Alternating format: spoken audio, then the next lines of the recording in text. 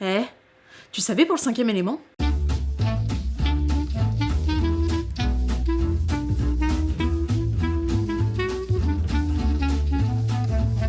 Déjà, le film a été écrit par Luc Besson à l'âge de 16 ans, mais il a surtout été réécrit plusieurs fois. La première fois, son manuscrit faisait 200 pages, mais vu qu'il en était pas satisfait, il l'a jeté. Ensuite, il a réécrit 200 pages, dont il était toujours pas satisfait. Et enfin, il sort une version de 400 pages qu'il mettra en images 15 ans plus tard, en 16 versions de script différentes. La version finale compte près de 300 pages et se découpe en 2 parties. Mais avant tout, Luc, c'est un ado fan de Blade Runner. Et ça se sent parce qu'on retrouve beaucoup de refs au film de Ridley Scott, comme les voitures volantes ou les pyramides chelous. Mais il était aussi passionné de BD, notamment par la saga Valérian dessinée par Jean-Claude Mézières. Et déjà à l'époque, il ne voyait que lui pour réaliser les décors du 5e élément. Et chose incroyable, il a participé à la réalisation des dessins des personnages, des décors et de beaucoup d'objets de l'univers. Pour construire cet univers gigantesque, parce que je vous rappelle qu'on parle quand même de créer des villes en miniature et des putains de planètes, il a fallu mettre le paquet sur les effets spéciaux. Effets spéciaux qui pour 1997 sont clairement plus que présentables, même aujourd'hui. Le 5e élément était pour l'époque le film le plus cher produit jusque-là, avec un budget de 100 millions de dollars.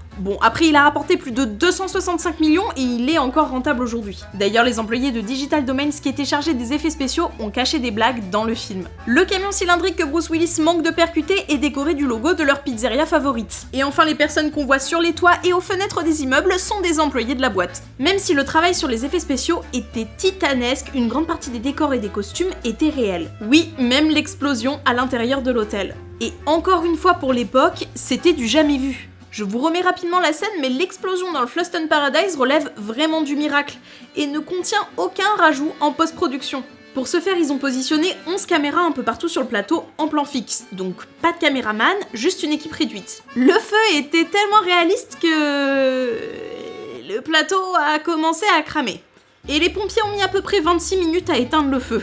Dans le film, il y a 2 types principaux de créatures, les Mandoshawan et les Mangalore. Déjà, les masques des Mangalore comportent des lunettes qui sont là pour cacher les yeux des acteurs, mais aussi pour faire des petites économies sur le maquillage. Et l'histoire derrière la création des Mandoshawan est folle, je trouve. Les costumes des Mandoshawan sont composés d'acier et d'une tête en animatronics. Je vous laisse imaginer le poids de la structure. Le staff avait carrément besoin d'une estrade pour habiller chaque acteur. T'imagines, t'es là-dedans et d'un coup t'as envie d'aller aux toilettes ? Bonne chance. Une histoire que je trouve incroyable, c'est qu'après le tournage de cette séquence, la production a décidé de détruire ces costumes.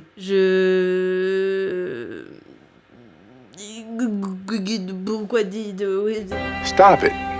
Get some help.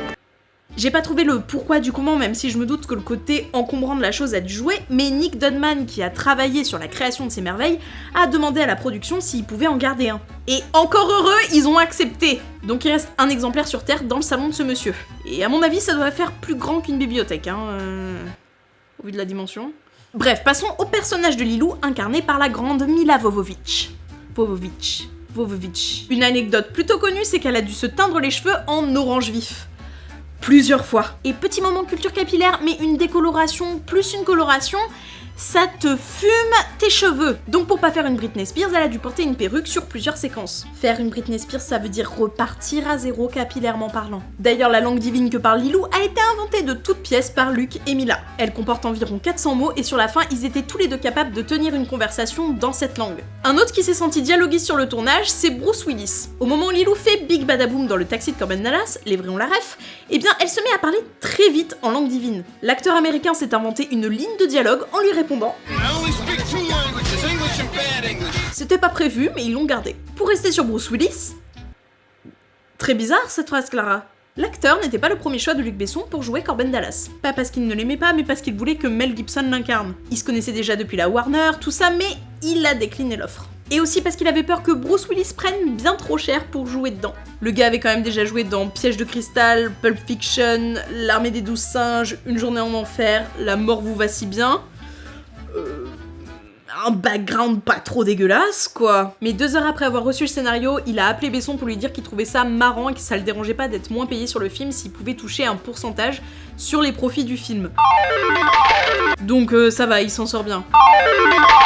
On termine par l'un de mes personnages préférés qui est celui de Ruby Rhod, incarné par Chris Tucker. Pour créer son personnage d'animateur radio totalement barré, il s'est inspiré de Michael Jackson et de Prince. Et ce qui a participé à le faire rentrer plus facilement dans le personnage, ce sont ses costumes designés par Jean-Paul Gaultier. Les costumes des personnages ont tous été imaginés et réalisés par le créateur. Des costumes des hôtesses ou des mercenaires, des costumes de stars et même celui de la diva. La diva, créature mythique incarnée par Mai Wen.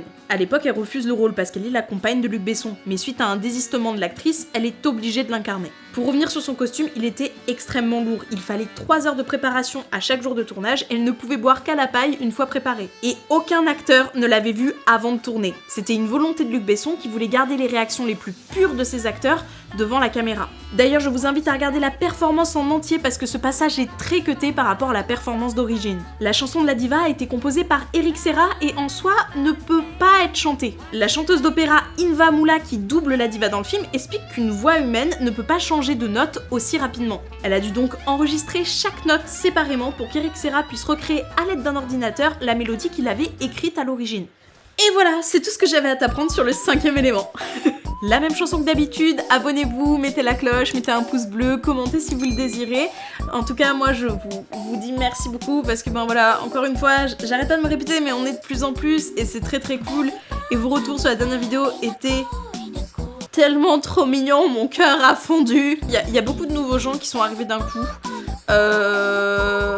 Mon cerveau a carrément bugué. En fait, j'ai vu tout le monde et j'ai fait... Ah!